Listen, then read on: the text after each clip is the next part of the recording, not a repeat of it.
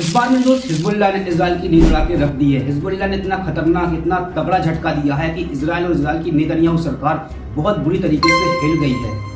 इस बार इतना बुरा हमला किया है, इतना खतरनाक हमला किया है कि इजराइल की सरकार भी सोच में पड़ गई है। आज की इस बड़ी खबर के साथ मैं कादर मंसूरी, आप देख रहे हैं इंटरनेशनल अवेयरनेस। दरअसल हिजबुल्लाह ने सोमवार के दिन इतना खतरनाक हमला किया है इजराइल के ऊपर। लगातार 7 घंटों में 7 बड़े हमले किए हैं। एक अनुमान के हिसाब से बताया जा रहा है कि हर 10 सेकंड में 9 रॉकेट दागे हैं हिजबुल्लाह ने इजराइल की तरफ। और ये हमला इतना खतरनाक इसलिए भी हो रहा है क्योंकि इस बार हिजबुल्लाह ने अपनी सबसे खतरनाक मिसाइल, ईरान की जो सबसे खतरनाक मिसाइल है फलाक बन को इजराइल की ओर दागी है। 7 घंटे में 7 जो बड़े हमले किए हैं, हर बड़े हमले में यही फलाक 1 मिसाइल को दागा है, इसलिए खतरनाक हमला और भी है।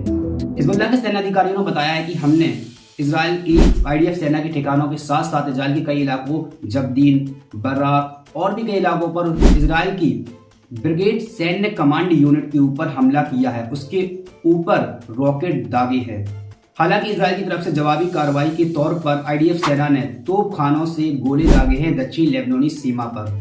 इसी के साथ मेरे दोस्त सीरिया और जॉर्डन की सीमा पर एक अमेरिकी अड्डा बना हुआ है, अमेरिकी बेस बना हुआ है, वहां पर ड्रोन से किसी ने हमला कर दिया, जिसमें अमेरिका को भी बहुत बुरा झटका लगा है, जिसमें अमेरिका के 3 सैन्य अधिकारी मारे गए हैं और 30 से 40 अधिकारी उनके घायल हो गए हैं। जिसके बाद बाइडेन ने ईरान के ऊपर आरोप लगाते हुए कहा कि ये शायद कहीं ना कहीं ईरान का इसमें हाथ है, लेकिन फिर ईरान ने बहुत ही साफ तरीके से इनकार कर दिया है कि इस हमले में हमारा कोई भी कहीं पे भी हाथ नहीं है।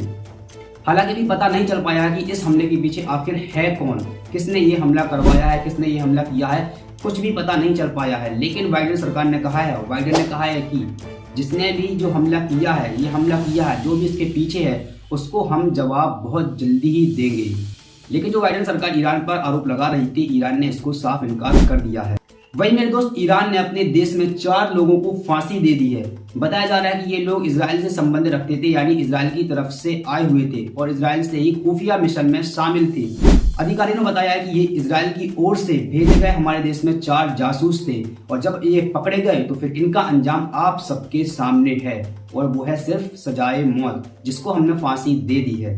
उधर मेरे दोस्त, मध्य पूर्व में बढ़ते तनाव के दौरान, हमास और इजराइल के बीच जंग के दौरान, लगातार मिडिल ईस्ट क्राइसिस के दौरान भी ईरान ने अपना एक सफलता हासिल की है। ईरान ने अपने एक रॉकेट से 3 अंतरिक्ष में उपग्रह भेजे हैं।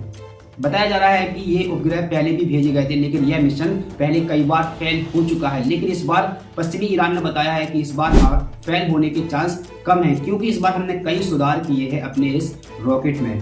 अब देखते हैं कि कब तक अंतरिक्ष में ये स्थापित हो जाती है और कब खबर आती है कि ये सफल हो गया है।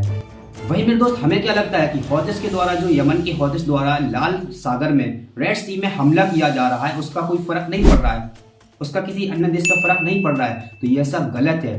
क्योंकि जो हौथिस हमला कर रहे हैं, जो लगातार रेड सी में शिपों के ऊपर हमला कर रहे हैं, जो कब्जा कर रहे हैं, उस पर बहुत बड़ा फर्क पड़ रहा है। क्योंकि मार्केट में तेल की प्राइस बहुत ज्यादा हाई बढ़ते जा रहे हैं, लगातार मार्केट में तेल उछाल पाता जा रहा है इन हमलों की वजह से, इसलिए फर्क तो बहुत ज्यादा पड़ रहा है। इसी के साथ आपको पता होगा कि यमन ने कुछ महीने पहले जब हमला शुरुआत किया था, जब पहली शिप को कब्जा में लिया था, जब पहली शिप को हाईजैक किया था, तो उस शिप को अब उन्होंने जो पर्यटक रहते हैं, जो देखने वाले दर्शक रहते हैं, उनके लिए खोल दिया है। हर एक व्यक्ति के लिए $1 में वो पूरे 5 दिन या फिर 5 दिन में एक बार उस शिप पर घुमाने वाले हैं। आप सोच सकते हैं, जिसको उन्होंने कब्जा किया था, अब वो पर्यटकों के लिए खोल दी गई है। यानी अब वहां पर पर्यटक जाएंगे, उस शिप को देखेंगे और उसकी यात्रा करेंगे। क्या गजब बात है। यमन के हौथिस ने बताया है कि ये हमारे लिए पहली ट्रॉफी है फिलिस्तीन और हमास का साथ देने के लिए।